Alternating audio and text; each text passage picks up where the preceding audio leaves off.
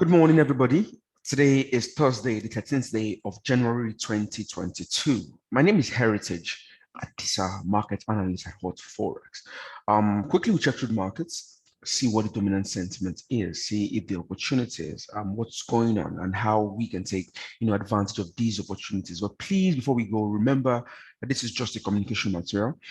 And nothing in this communication should be considered as investment advice or investment recommendation. Users acknowledge that investment in FX and CFD products is characterized by a certain degree of uncertainty, and that any investment of this nature involves a high level of risk for which users are solely responsible and liable. Now, quickly, what do we have in the market? I had this written down earlier today. I said markets take a breather after strong moves in trading yesterday, following a hot US CPI that hit about 7% year on year. Right now, with increasing calls for about 4 rate hikes, in 2022, right, from the Federal Reserve, and then which is already a high bar. Yes, markets already present in about 3. We had a Fed member also mention 4 as well early in the day or late yesterday. We have major banks, investment banks talking about 4 rate hikes going into the year, and this is already a high bar. Markets didn't really see this US CPI beat as a major change or to cause any major change in Fed rate path, right? Yes, it was massive. Normally on high inflation obviously bodes well for the currency because it points to even faster or tighter monetary policy or even calls for tighter monetary policy from the central bank. But in this case, markets already expect a very, very tight monetary policy going forward. And this wasn't seen as a big game changer to even increase it further, right? So, and then because of that, markets just more or less, didn't play into the positive that it could have been for the dollar, and then just talk to the positive sentiment generally that we've seen. Not I'm forgetting Fetchapo's comments in recent days, not too far away, a couple of sessions back, where he was even less hawkish generally, right? So all of that, we saw, continued positive environment, positive sentiment for market, and we saw the dollar even fall across. But it's like markets had been pricing in, the 7%, inflation, because that was expectation already. And when we got there, it was more like taking profit, and then we saw that pullback on USD across board. Now, that's what we saw across board, across the major currency pairs. We had the dollar fall across board. Now today, though, we've seen more of a breather. Sentiment is more mixed, more tepid to start the day. We've seen flat moves across most asset classes really to start the day, although the overall positive sentiment still remains in markets as equities and other risk assets still keep their gains. Now, in as much as we still have this, it's one to be very, very watchful about, because it doesn't mean that the day would end up being slow as well. We could still see, the dollar keep these losses. We could still see, risk assets keep their gains, even heading as we approach weekend, right? For now, equities are trading mostly flat intraday. US 500 just keeps above 4,700. US oil keeps supported as well, in line with the overall positive flows that we've had this week. The VIX keeps below 20, right? Although small ranges, bonds keep very close to 128, despite finding a flow around that region. The dollar keeps yesterday's losses as well, down. Next support coming in at 94.50. In FX, most of the major currencies are really flat, trading really, really flat, right? At the time of writing, biggest net change was about 0.15%. I think now is about, Euro US about 0.20% thereabout, but that still tells you, how flat the moves have been so far. We'll talk about these key technical levels while we go to the chart. Now, looking at the chart, like I was saying, for equities, this is US 500 futures, one of the major gauges for overall sentiment or overall equity behavior. You can see in today's session, we really have not done so much. And then even yesterday, when we had so much weakness in the dollar as well, we didn't still do too much, right? Right now, we're trading around this 4,700. This is a level that is, has served as key, level of resistance prior, and also still holding here as current resistance level. So despite the flat moves that we have, I think it's one of those sessions where you want to, just, yes, understand that, yes, it could still play out nicely. We could still see bigger moves play out in the day. But for now, I think being patient a bit, helps, and then keeps traders, or being patient is a good way to go, being prudent is a good way to go. If you look across other equities, similar story there, nothing going on just yet, right? On or across the major equities, for example, that we have here. Look at the VIX, like I was talking about earlier, right? Yes, still within yesterday's ranges as well, nothing much going on. Although we're keeping below the 20 level, which obviously keeps a tailwind for equities, points to further upside for equities. But for now, flat moves across board, and that we're still seeing here. For the bond market, We found the floor around this key support level very close to 12800, right? And then since then, we've just really bounced on this level. Looking at the fall that we've had in bonds, for example, over the last couple of weeks now, right? Obviously, pullbacks are not surprising. And like this, with bonds pushing higher, right, it means the yields are pushing lower. So, from the highs, obviously not good for the dollar as well. So we also have that, playing out so far. On the oil side, we're keeping overly supported, right? Since bouncing off this key 75 .50, sorry, 75.00, key round number there, dollars per barrel.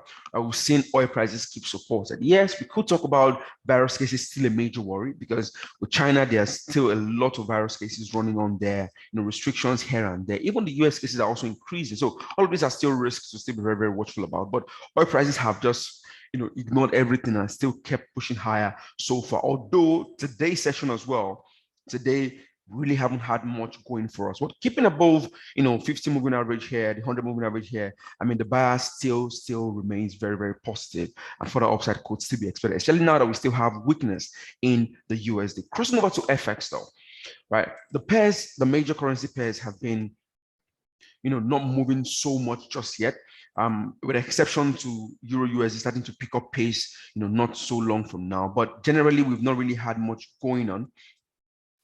Right, we started extremely flat, but in recent time, over the last couple of minutes now, we've seen Euro USD pick up pace a little bit. Yes, with weakness in the dollar still very, very much evident. Obviously, you expect other majors to enjoy the strength coming from the weakness from the dollar. Europe, importantly, because of cross flows. So obviously, we're seeing that play out. But for now, I think we also need to be very, very watchful of key technical levels coming in ahead. Number one, for example, looking at Euro USD, yes, buyers upside. I mean, the push yesterday, continuous push today could still continue. I would like to see a pullback, a retest of maybe yesterday's high around this round number 1.145, right? Very interesting one to look out for. If I can get that, that will be interesting for me, looking for further upside, right? In today's session, right? A pullback to this region, retest, and then looking to target this overhead resistance. Very good area to anchor your risk just below today's lows. But if you look at this level overhead resistance, it's also an interesting one to pay attention to. I mean, it served as previous key levels going back way back for years now. So obviously, even very close in a couple of weeks back, right? That's in October, very close to these recent lows for October. So obviously, this region, we can see another one here as well, very early in November as well. So this region as well, I expect resistance.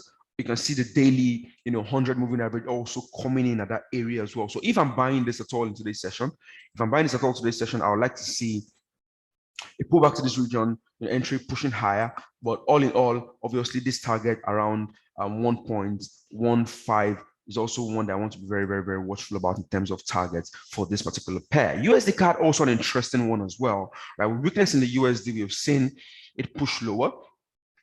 We've seen USD CAD push lower as well, very, very strongly since we cleared out this key 1.26 level, right? But right now we are heading for this key support trend line coming from middle of 2021, around May, thereabout. Tested around that period, we tested again late October, and now we're heading for that region. So even if I wanted to sell this in line with the sentiment, even though it's a little bit mixed, a little bit tepid, not really much going on in terms of convictions. But if I wanted to take this, looking to play strength in oil, looking to play weakness in the dollar, right, I would still like this. We're looking for a retest of this level, key around here. Now you can see this hesitation here, pull back. But obviously, if I'm taking this at all, I really want to be very careful of this support region coming in very close to this round number around 1.245. So there is that to watch out for as well on this particular pair. USD JPY also an interesting one, right? This was an interesting one for me yesterday.